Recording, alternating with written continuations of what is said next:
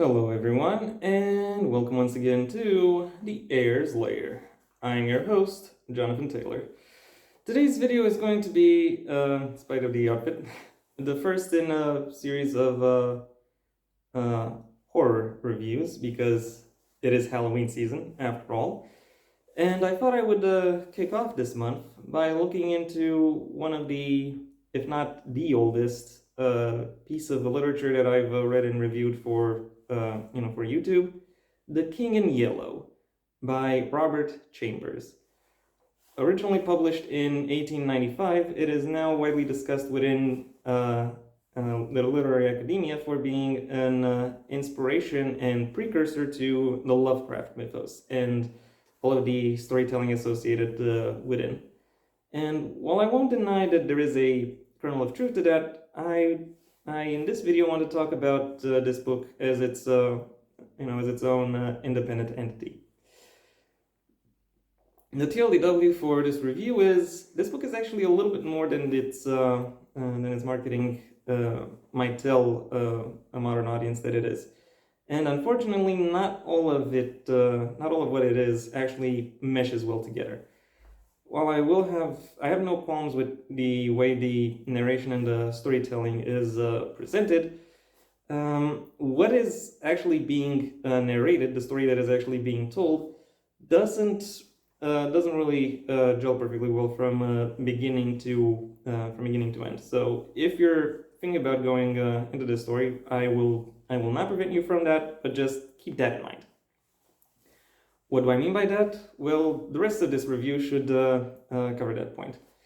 The King in Yellow is actually a short story anthology, which can roughly be divided among 3 different sections.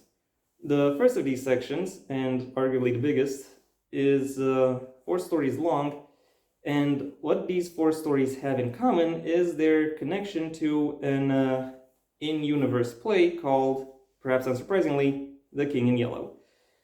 That short story is a somewhat notorious in-universe, or one could even say infamous, because it is widely banned.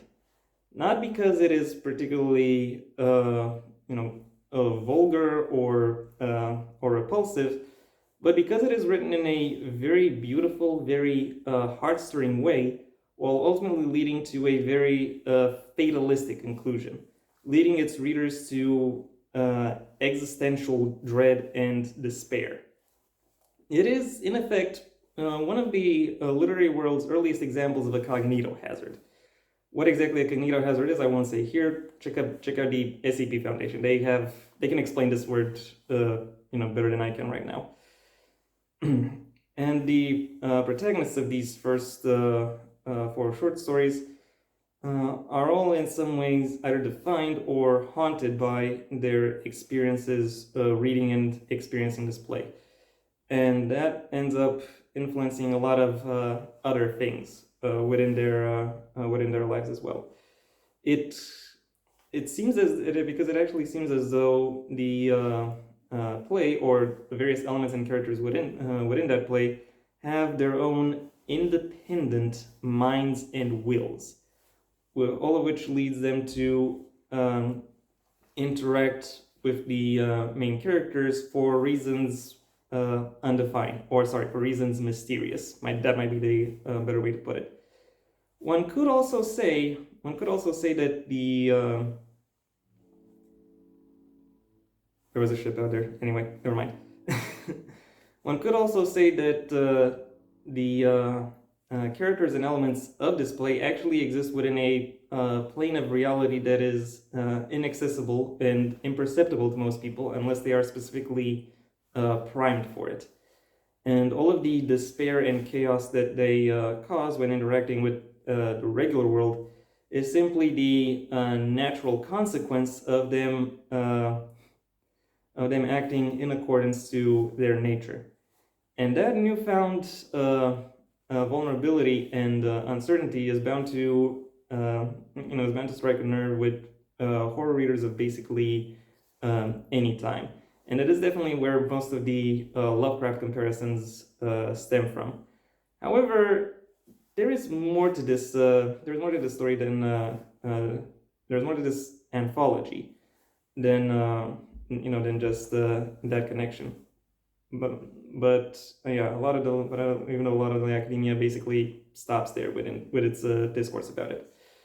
The second of these sections focuses more around Gothic horror, about bringing in romantic motifs to various weird, surreal, or supernatural settings, and the interactions that these motifs create ultimately always lead to sorrowful conclusions, which does kind of stir the mind, and maybe not necessarily in a positive way, about the value of human experiences without the framework within which such experiences are generally formed.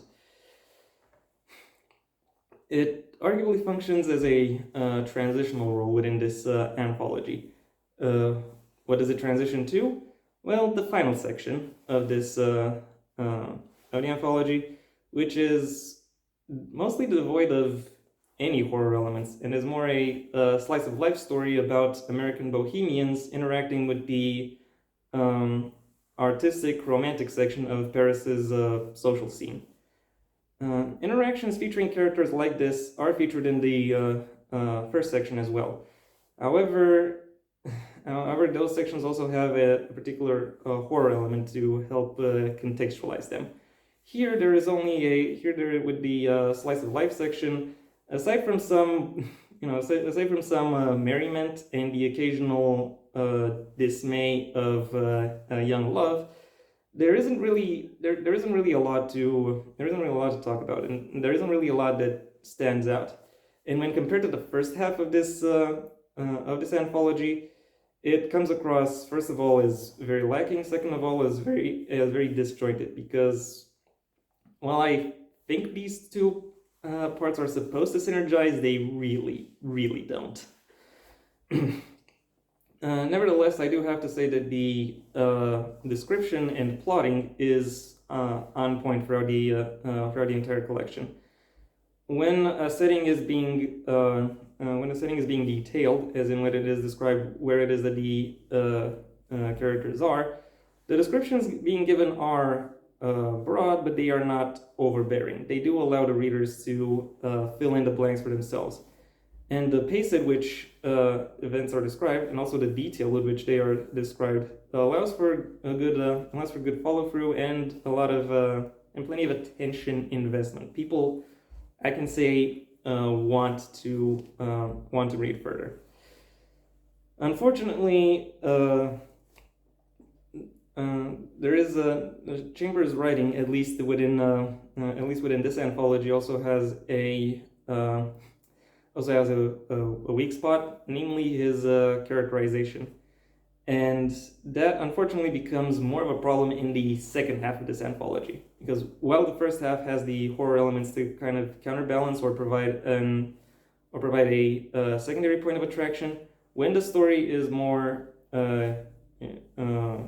human focused or based around human interaction, that level of awkwardness does unfortunately manifest, and it leads to some less than stellar, less than exciting material for the readers to follow through. Overall, when this book doesn't describe groundbreaking horror that stands the test of time, it is mostly unremarkable, to be perfectly honest. My final rating for The King in Yellow is a 3 out of 5. And that was my review. Thank you for your attention. If you enjoyed it, well then please leave a like, maybe even share this video wherever you think other people will like it as well. If there is anything you'd like to add to the book I've reviewed, or to the review itself, that's what the comment section is for. And if you want to see when my next video gets released, well then please subscribe. And ideally also ring the bell or do whatever else YouTube will ask of you in order to keep you notified. My own book, Heir to the Empire: The Next Generation, is available at most major book retailers under a master link in the description down below. right past my social media links, which I also suggest you check out should you choose to. My sophomore work is available for pre-order as well, or maybe even purchased by the time you see this video, so now might be as good a time as any to get into my books. Additionally, you can also support me on Patreon, where you will receive various perks, such as early access to my videos and scripts, both for this channel and my second one, because yes, I also have a second channel. Who doesn't these days? Anyway, until next time, I am Jonathan Taylor, and this has been the Heir's Lair.